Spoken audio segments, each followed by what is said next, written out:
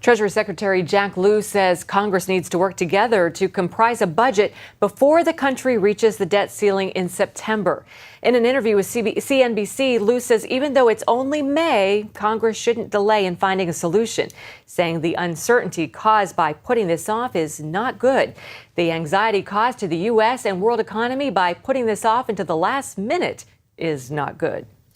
Phil Kerpen is the president of American Commitment. He joins us now with more. Phil, the country will hit the debt ceiling in September, but in just over a week, the country will hit the debt limit. Talk a little bit about that.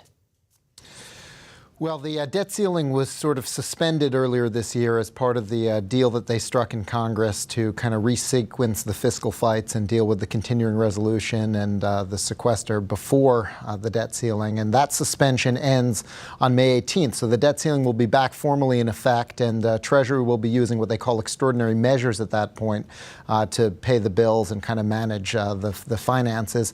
But the deficit situation has improved somewhat since then, in part because of the sequester, in part because the economy's finally beginning to recover a little bit. And so now there seems to be a little bit of breathing room. It looks like we're not actually going to reach the absolute limit where Treasury can't pay the bills until sometime in the fall. Should Americans be concerned that we keep revisiting the debt ceiling fight?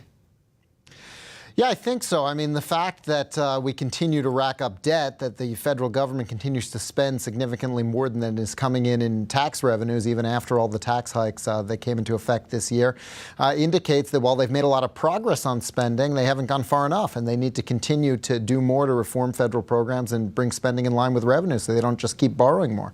Let's branch out a little bit here. How does the debt ceiling debate hurt the world economy?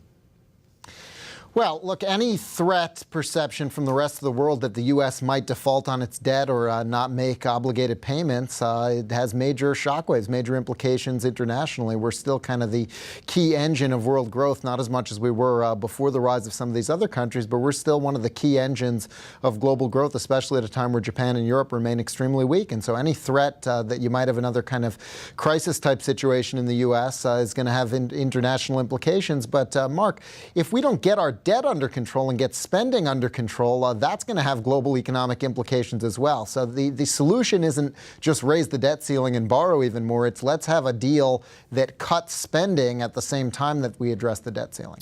All right, Phil Kerpen of American Commitment. Thank you for your insights, Phil. Have a good weekend.